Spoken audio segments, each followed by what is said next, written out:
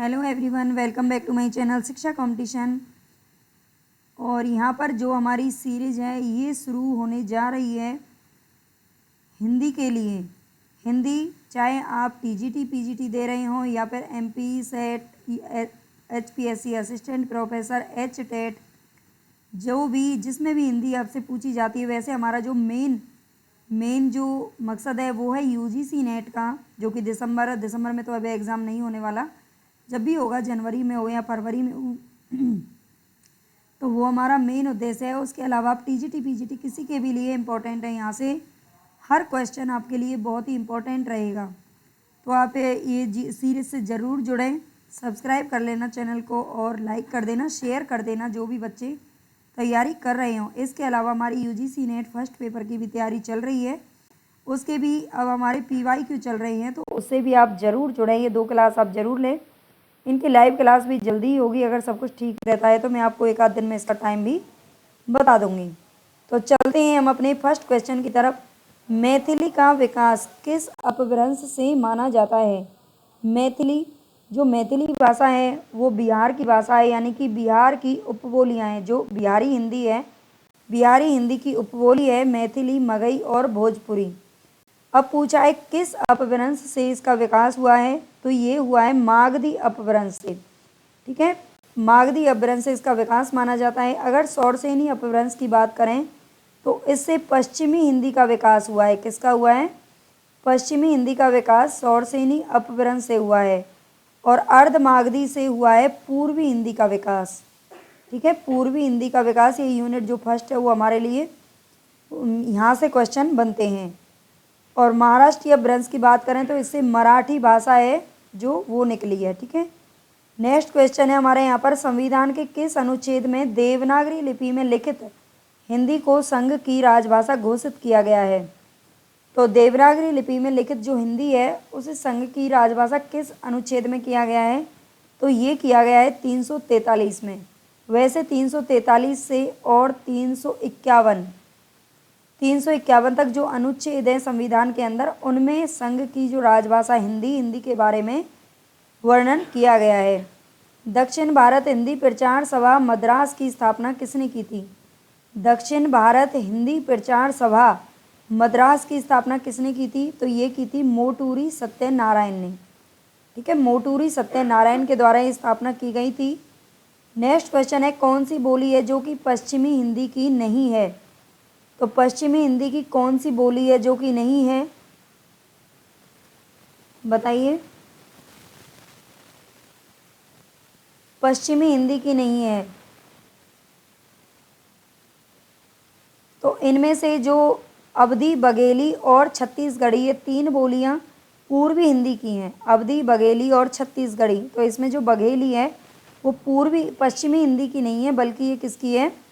पूर्वी हिंदी की है। ठीक है, तो इसको याद रख लेना। बाकी ब्रज, बुंदेली और खड़ी बोली, ये तीनों की तीनों जो भाषाएं वो पश्चिमी हिंदी की उपबोलियां हैं।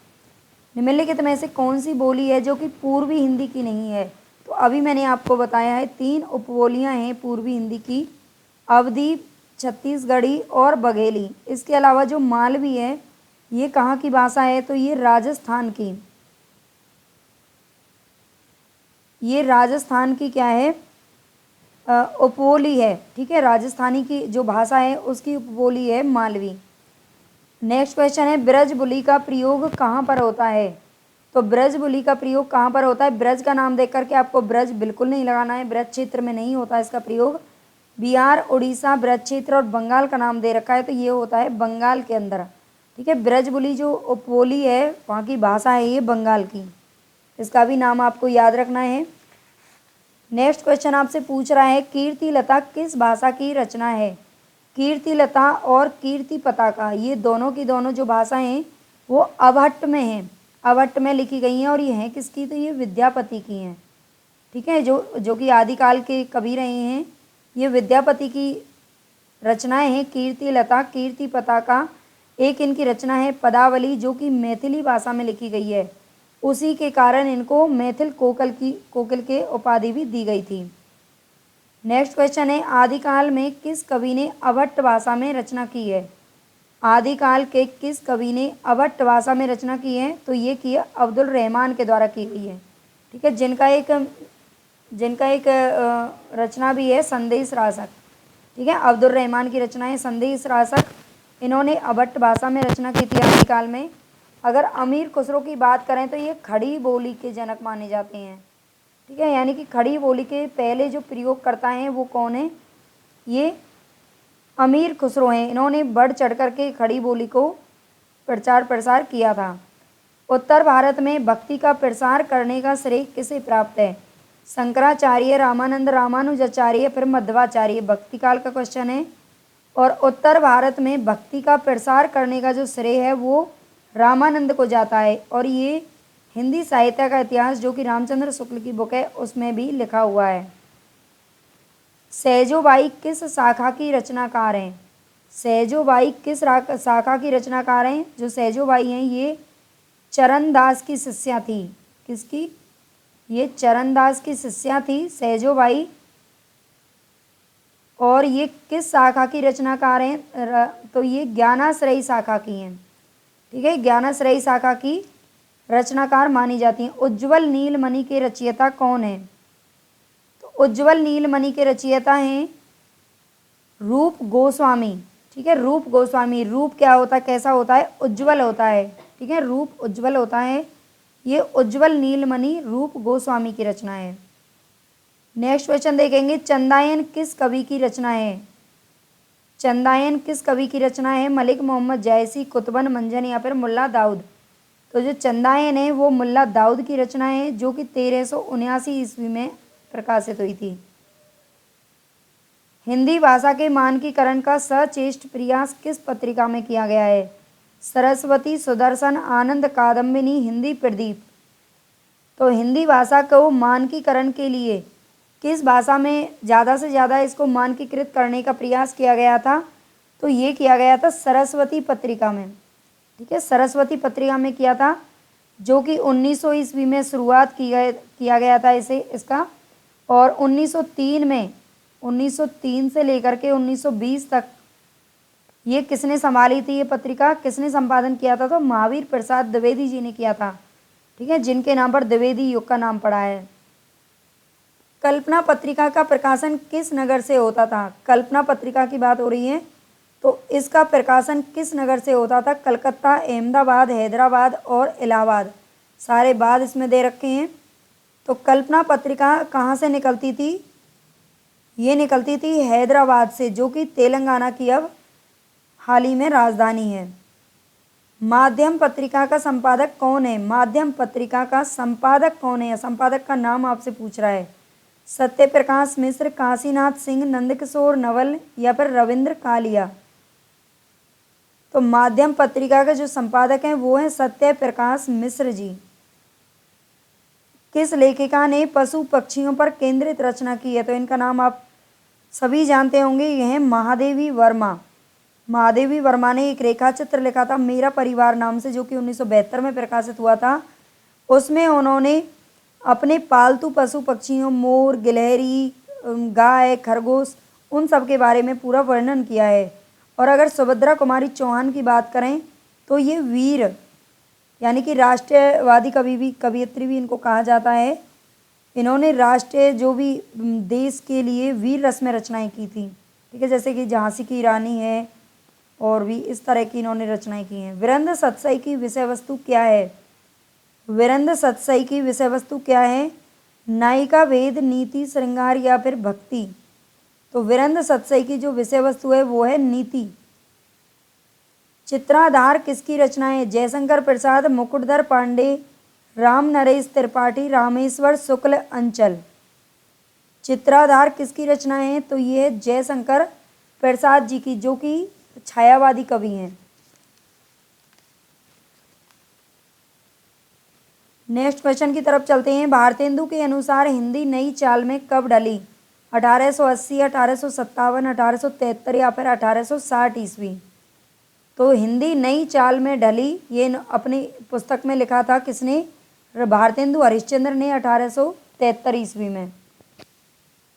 राम कथा पर आधारित काव्य कौन सा है? आत्मजयी, अग्निलीक, भूमिजा या फिर रश्मि रथी। तो आत्मजयी कुंवर नारायण की का काव्य है।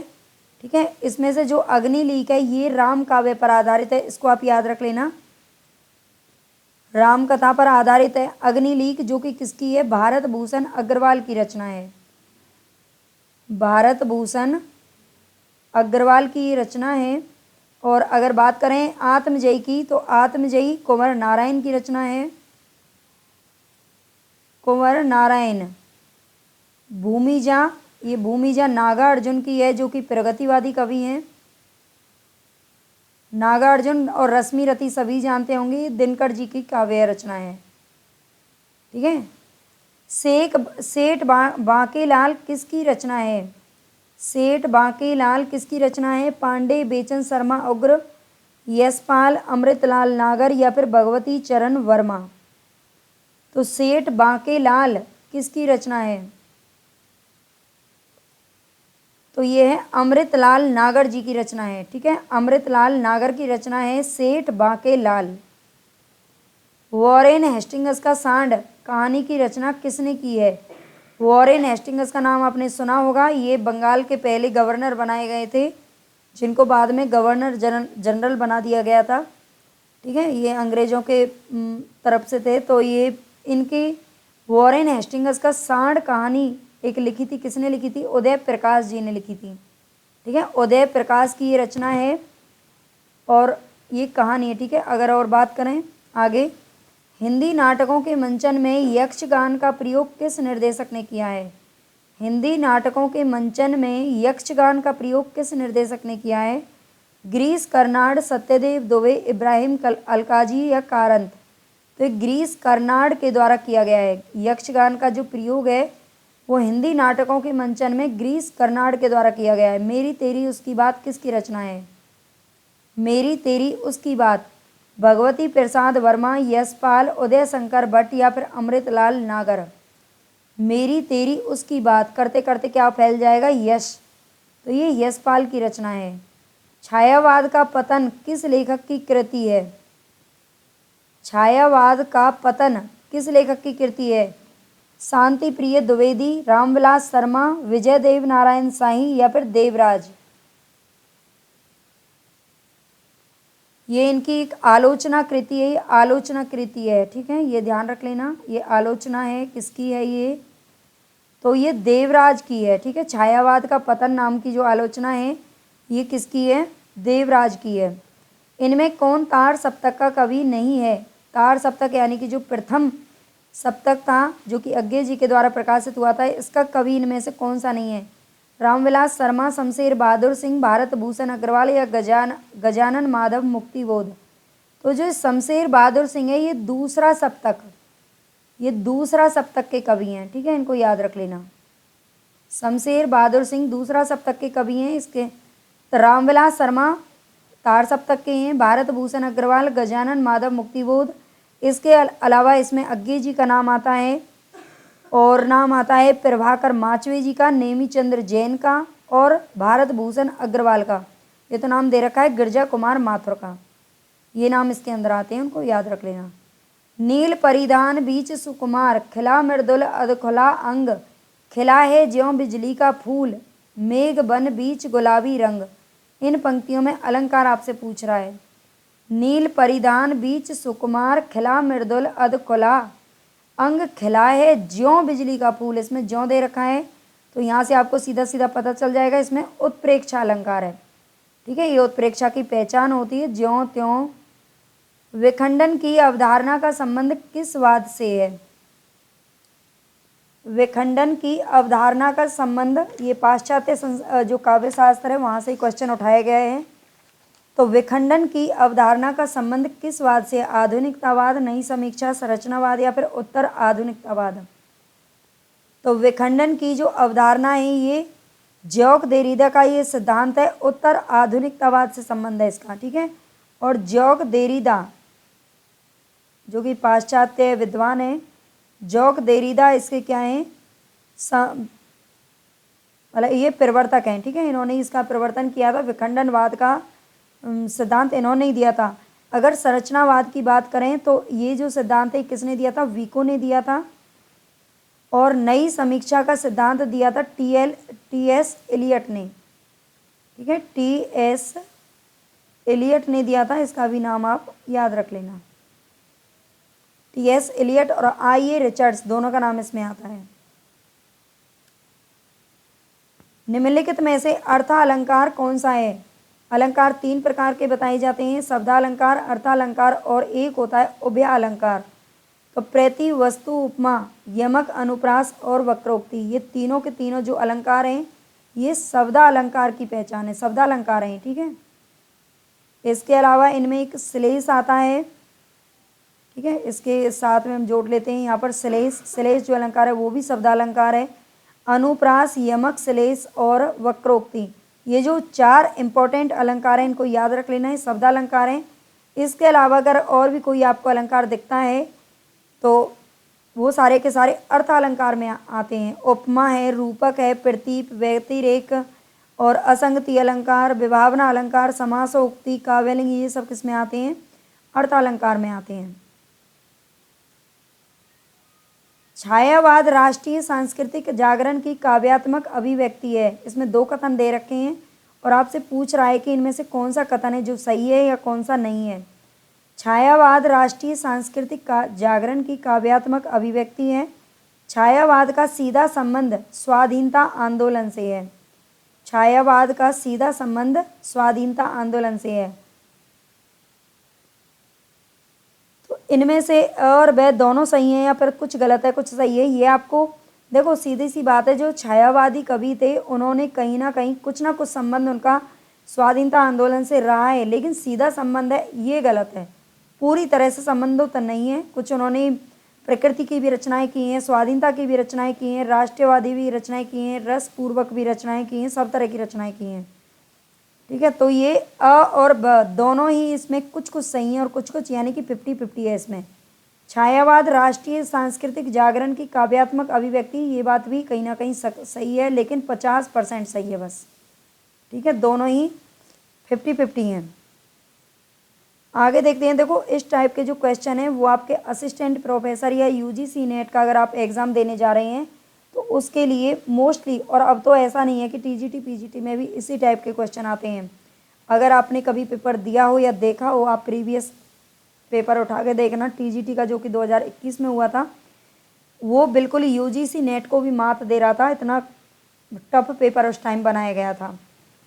तो बस ऐसे ही आपको तैयारी करनी है। इस टाइप के क्वेश्चन से आपको बचना नहीं है, अच्छे से इनकी तैयारी करनी है। जो कथन वाले होते हैं या फिर जो क्रम वाले होते हैं, आगे बहुत सारे क्वेश्चन हैं आपको ऐसे ही देखने को मिलेंगे। अनुभूति की प्रामाणिकता नई कहानी आंदोलन का प्रमुख आग्रह था। इस आंदोलन का आरंभ व्यक्ति केंद्रित कहानी के विरोध में हुआ था, बिल्कुल हुआ था। जो नई कहानी है ये आंदोलन का प्रमुख आग्रह था, अनुभूति की प्रामाणिकता, ये बात बिल्कुल सही है। और इस आंदोलन का जो आरंभ है वो व्यक्ति केंद्रित कहानी के विरोध में हुआ था, ये भी बिल्कुल करेक्ट है, दोनों ही बात सही हैं। नेक्स्ट क्वेश्चन है, रेखा चित्र और संस्मरण के बीच की विभाजक रेखा बहुत सूक्ष्म है, ये दोनों परस्पर अंतर्मुक्त हो जाते हैं। जो रेखा चित्र और संस्मरण है उन दोनों में देखो जो विभाजक रेखा है, यानी कि दोनों के बीच में थोड़ा सा अंतर होता है, रेखा चित्र और संस्मरण के बीच में ये दोनों परस्पर अंतर्मुक्त हो जाते हैं। ये बात दोनों ही क्या है, करेक्ट हैं, ठीक है। ये क्या है, करेक्ट हैं ये बात दोनों ही। नेक्स्ट क्वेश्चन है हमारे यहाँ पर, निम्नलिखित भाषाओं के विकास का सही अनुक्रम बताइए। तो इन भाषाओं का सही अनुक्रम आपको बताना है। तो देखो सबसे बाद में तो हिंदी है, हिंदी अभी हमारी आधुनिक भाषा है। हिंदी तो तीनों में दे रखी है, इसलिए हमारा ये तो हमारे यहाँ पर वैसे ही डी ऑप्शन तो रॉन्ग हो जाएगा, क्योंकि पाली नहीं है। हिंदी और हिंदी किससे निकली, अपभ्रंश से, और अपभ्रंश निकली है प्राकृत से, और प्राकृत से पहले थी पाली। तो इसमें हमारा जो बी ऑप्शन है वो बिल्कुल करेक्ट है, याद रख लेना। और इससे पहले थी संस्कृत। अगर इसमें पूछा जाता है तो सबसे पहले संस्कृत का नाम आता है, जो कि 1500 ईसा पूर्व से 500 ईस्वी पूर्व तक रही थी, ठीक है। और पाली की बात करें तो पाली 500 ईसा पूर्व से 1 ईस्वी तक थी, प्राकृत 1 ईस्वी से 500 ईस्वी तक, अपभ्रंश 500 ईस्वी से 1000 ईस्वी तक, और जो हिंदी है वो 1000 ईस्वी से लेकर अब तक चली रही है। निम्नलिखित कवियों का सही कालक्रम बताना है आपको। कालक्रम आप जब भी बता सकते हैं जब आपको इनके सबके जन्म याद होंगे, और ये ज़रूरी है याद रखने, क्योंकि तभी आप इस टाइप के क्वेश्चन कर पाओगे। तो अगर इसमें हम सबसे पहले देखते हैं सरेपा। सरेपा का जो जन्म है ये होता है 769 ईस्वी में। ठीक है। सोमप्रभ सूरी की अगर बात करें तो इनका जन्म होता है 1184 ईस्वी में। और गोरखनाथ की बात करें तो गोरखनाथ का जो जन्म है वो 845 ईस्वी में है, राहुल सांकृत्यायन के अनुसार बताया गया है। हेमचंद्र का जन्म 1800 ईस्वी यानी कि 12वीं शताब्दी में थे ये। ठीक है, 12वीं शताब्दी अगर आपसे पूछा जाए तो 12वीं शताब्दी आता है, वैसे जन्म आता है 1088 ईस्वी में। तो ये ध्यान रख लेना। अब इसमें से हम लगा सकते हैं, सबसे पहले सरेपा का नाम आना चाहिए, उसके बाद आना चाहिए गोरखनाथ का नाम 845 ईस्वी, और फिर आना चाहिए हेमचंद्र, और फिर सोमप्रभ सूरी। तो ये हमारा सी ऑप्शन करेक्ट दे रखा है यहाँ पे। नेक्स्ट क्वेश्चन है, इन कवियों में सही कालक्रम का निर्देश करना है। चिंतामणि, केशवदास, मतीराम और पद्माकर, ये 4 कवियों के नाम आपको दे रखे हैं। तो चारों कवियों में आपको पता होना चाहिए कि इनका जन्म कब हुआ था। चिंतामणि का जन्म हुआ था 1609 ईस्वी में, और अगर हम केशवदास की बात करें तो केशवदास 1555 के आसपास थे। कि चिंतामणि का जन्म होता है 1609 ईस्वी, और केशवदास का जन्म होता है 1555 ईस्वी, जो कि भक्ति काल के रहे हैं ये। और मतीराम की बात करें तो मतीराम का जन्म होता है 1617 ईस्वी में, और पद्माकर का जन्म होता है 1753 ईस्वी। ठीक है, तो अब आप इसको आप लगा सकते हैं। वैसे इसमें जो चारों ही ऑप्शन है वो आपको करेक्ट नहीं मिलेंगे, क्योंकि ये पेपर ये क्वेश्चन पूछा गया था यूजीसी नेट में, लेकिन बाद में इसको डिलीट कर दिया गया था, है ना। ऐसे एक्सपर्ट होते हैं जो पेपर बनाते हैं कि बहुत सारे क्वेश्चन हैं जो बाद में डिलीट करने पड़ते हैं, क्योंकि इसमें कोई भी ऑप्शन सही नहीं है। वैसे आप इन सब का जन्म याद रख सकते हैं। चलते हैं आगे, फिर इसी टाइप का क्वेश्चन आपको देखने को मिल रहा है। सही कृति क्रम को पहचानना है। पल्लव, गुंजन, युगांत और युगवाणी, ये सुमित्रा नंदन पंत जी की रचना है, जो कि छायावादी कवि थे। सुमित्रा नंदन पंत की रचना है ये चारों की चारों। अब आपको यहाँ से पहचान करनी है इनकी। पहले कौन सा था, तो पल्लव। देखो पल्लव तीनों में दे रखा है। ठीक है, तो ये सी ऑप्शन तो हमारा वैसे ही यहाँ पे रॉन्ग हो जाता है। सबसे पहले आता है पल्लव, और पल्लव का प्रकाशित हुआ था तो 1928 ईस्वी था। पल्लव का जो प्रकाशन वर्ष है वो 1928 है।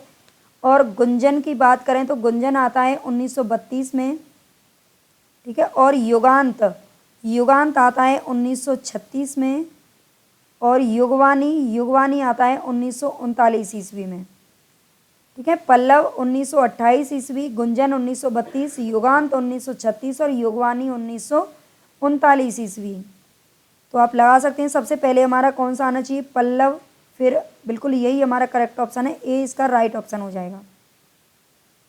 इनके जो प्रकाशन वर्ष हैं वो आपको सबके याद रखने हैं, तभी आप यूजीसी नेट या फिर आजकल कोई भी टीजीटी पीजीटी का एग्ज़ाम भी आप तभी निकाल सकते हैं जब आपको सबके सारे निबंधकार, गद्यकार, जो भी कुछ भी दे रखे हैं, कवि वगैरह, उन सबके क्रम मतलब जन्म आपको याद रखने हैं।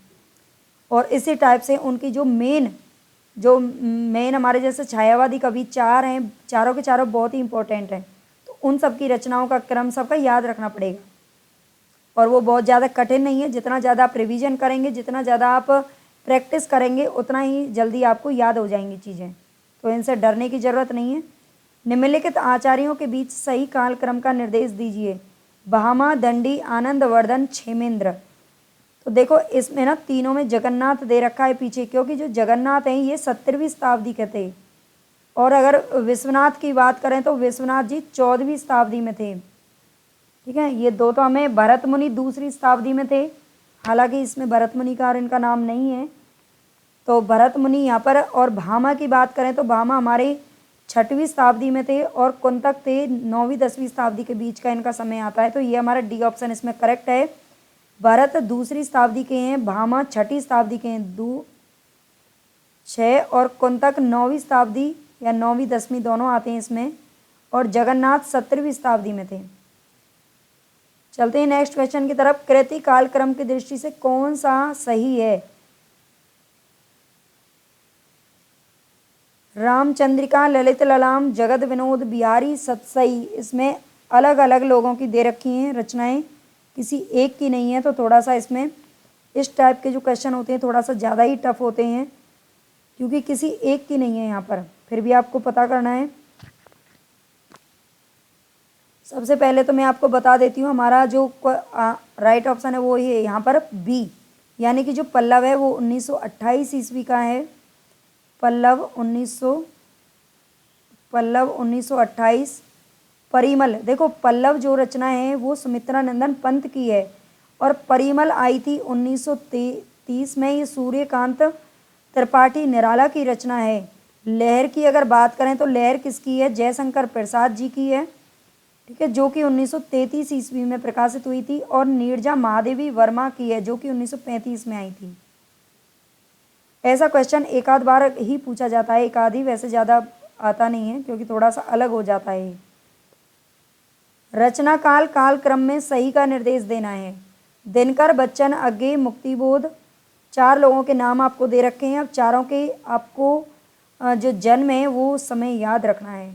तो सबसे पहले हम देख लेते हैं, इस वाले का मैं यहाँ पर लगा रही हूँ। दिनकर का जो जन्म है, दिनकर जी का जन्म होता है 1908 ईस्वी में। हरिवंश राय बच्चन, जो कि अमिताभ बच्चन के पिताजी थे, इनका जन्म हुआ था 1907 में। वैसे 1907 में ही हजारी प्रसाद द्विवेदी जी का जन्म भी हुआ था। अज्ञे का जन्म होता है 1911 में। नागा अर्जुन, केदारनाथ अग्रवाल और अज्ञे, इन तीनों का जन्म 1911 में आता है। तो ये बहुत ईजी है याद करना, तीनों ही प्रगतिवाद के कवि हैं। मुक्तिबोध की अगर बात करूं तो इनका जन्म होता है 1917 में, ठीक है, 1917 में होता है किसका? गजानन माधव मुक्तिबोध का। तो इन तीनों का ये पहले जो प्रथम तार सप्तक था उसके कवि भी हैं मुक्तिबोध जी और अज्ञे दोनों, इनका नाम भी आप याद रख लेना। अब आप इसमें क्रम से लगा सकते हैं। सबसे पहले बच्चन जी आएंगे, तो वो एक में ही दे रखे हैं, ये हमारा सही है।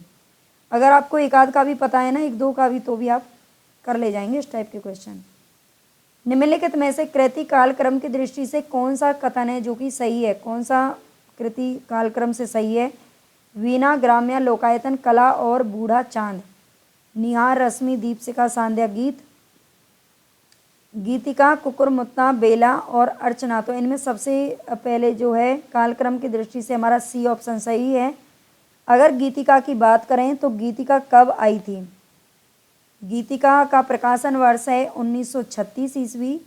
कुकुरमुत्ता 1942 ईस्वी है। कुकुरमुत्ता 1942 ईस्वी। और इसके बाद जो बेला है ये 1943 में आई थी। अर्चना 1950 ईस्वी में आई थी, ठीक है, अर्चना 1950 ईस्वी। गीतिका, कुकुरमुत्ता, बेला और अर्चना, ये निराला जी की रचना है, ये भी ध्यान रख लेना है। चारों की चारों किसकी हैं? तो ये निराला जी की रचनाएं हैं, ये भी आपको याद रखना है। नेक्स्ट क्वेश्चन है हमारा, निम्नलिखित में से सही कृति कालक्रम कौन सा है? सुखमय जीवन, शरणार्थी, ठुमरी, दो बांके। शरणार्थी, ठुमरी, सुखमय जीवन, दो बांके, बिल्कुल अलग अलग दे रखे हैं यहाँ पर भी। ये बहुत पुराना पेपर था एक, मैंने वहीं से इन क्वेश्चंस को लिया है। वैसे अब के जो न्यू हैं, लेटेस्ट में पूछे तो इस तरह के जाते हैं, लेकिन उसमें अलग अलग थोड़ा कम पूछे जाते हैं क्योंकि बच्चे कर नहीं पाते हैं। तो सही कालक्रम आपको देखना है। सुखमय जीवन, ये निबंध है किसका? चंद्रधर शर्मा, ये कहानी है चंद्रधर शर्मा गुलेरी जी की, जो कि 1915 में आई थी। 1915 है इसका प्रकाशन वर्ष। शरणार्थी की अगर बात करें तो 1948 है, जो कि अज्ञे जी की कहानी है, ठीक है। शरणार्थी किसकी है? ये अज्ञे की कहानी है। ठुमरी किसकी है? तो ये फणेश्वर नाथ रेणु की है, जो कि 1959 में प्रकाशित हुई थी। और दो बांके कहानी है किसकी? भगवती चरण वर्मा की, जो कि 1936 में प्रकाशित हुई थी। तो सबसे पहले यहाँ पर हमारा सुखमय जीवन 1915, दो बांके 1936, शरणार्थी 1948 और ठुमरी 1959। तो हमारा ये करेक्ट है यहाँ पर ऑप्शन। ठीक है, शरणार्थी 1948 का है, ऊपर दिखाई नहीं दे रहा, यहाँ पे देख लेना। नेक्स्ट क्वेश्चन देखते हैं, निम्नलिखित निर्गुण कवियों का सही कालक्रम कौन सा है? दादू, कबीरदास, सुंदरदास या फिर मलुकदास। तो हमें इनका जन्म देख लेते हैं। सबसे पहले जो इनमें से जन्म है ना वो कबीरदास का है, तो सबसे पहले तो हमारा यही ऑप्शन सही हो जाएगा, क्योंकि जो कबीरदास का जन्म है वो 1398 ईस्वी है। ठीक है, 1398 ईस्वी है कबीरदास जी का जन्म, और 1518 तक ये जीवित रहे थे। 120 साल की इनकी जो उम्र है वो बताई जाती है, मगहर में इनकी मृत्यु हुई थी। और दादू दयाल की बात करें तो 1544 में जन्म हुआ था और 1603 तक रहे थे। मलुकदास ये 1574 ईस्वी में जन्मे थे। और सुंदरदास की अगर बात करें तो 1596, बहुत छोटे हैं इनसे, तो 1596 में ही पैदा हुए थे। ठीक है, तो यही हमारा ऑप्शन है जो करेक्ट है। निम्नलिखित कथनों में से कौन सा सत्य है? प्रसाद जी की रचनाओं में उनकी भावनाएं व्यक्त हुई हैं, उनका लेखन ऐतिहासिक भावभूमि पर आधारित नहीं है, ये तो बिल्कुल गलत हो गया। ऐतिहासिक भावभूमि पर आधारित है। उन्होंने बहुत सारी रचनाएं जैसे स्कंदगुप्त, चंद्रगुप्त, ध्रुव स्वामिनी, ये सारे नाटक ऐतिहासिक ही लिखे हैं।